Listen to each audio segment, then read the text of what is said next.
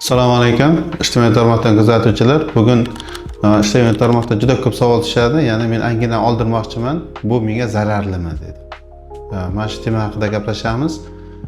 Ya'ni anginani oldirishga o'zi birinchidan vrach tomonidan ko'rsatma beriladi. Ya'ni vrach tomonidan sizda har xil tekshiruvlardan o'tkaziladi va tekshiruvlar o'tkazilganda sizda o'sha qon analizlar topshirasiz. O'sha qon analizlari natijasiga qarab vrach belgilab beradi.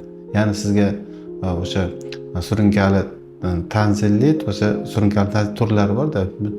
Oddiy formasi, toksikali forma birinchi, ikkinchi daraja deydi.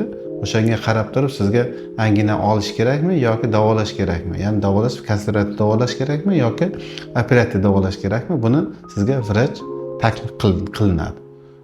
Agarda sizga vrach tomonidan anginani olish, ya'ni operativ davo taklif qilinyaptimi? Demak, buni vrach behuda sizga taklif qilmagan. Ya'ni sizda qanaqadir analizlaringizda, masalan, remoproba deymiz. Remoprobalarda o'zgarishlar borki, o'shaning uchun sizga vrach anginani oldir dedi. Ya'ni anginani oldirishga o'zining ko'rsatmalari bor. Sizda tomog'ingizda anginangiz tez-tez og'riydi. 3-4 marta konservadichini oldingiz, lekin foydasi yo'q.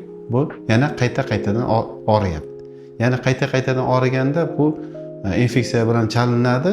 O'sha infeksiya sizga organizmga zarar yetkazadi. O'zining toksinlari bilan butun organizmda, masalan, yurakda, bo'g'imlarda, buyrakda, bosh miyaga o'zining toksinlari bilan zarar yetkazadi.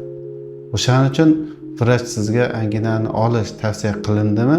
Demak, behuda aytilmayapti. Albatta vrachga quloq solish kerak. Bir xilla, masalan, anginasini bizlarda ko'p bo'ladi, anginasini olish tavsiya qilamiz, lekin ular yo'q, menga davolab bergan dedi.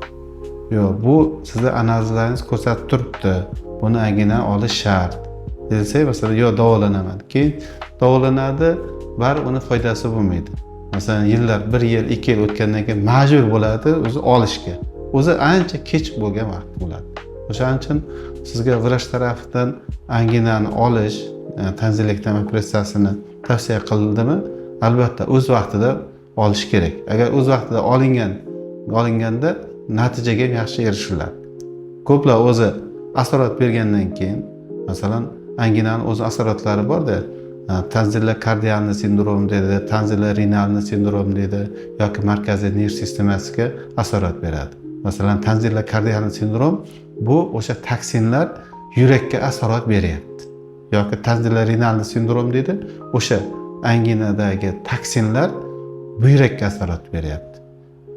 Yoki o'sha toksinlar markaziy nerv sistemasiga asorat berayotgan bo'lsa, bunda ko'pincha asoratlar, masalan, malexariya dedi, har xil mushaklar titrashi, trizmlar bo'ladi.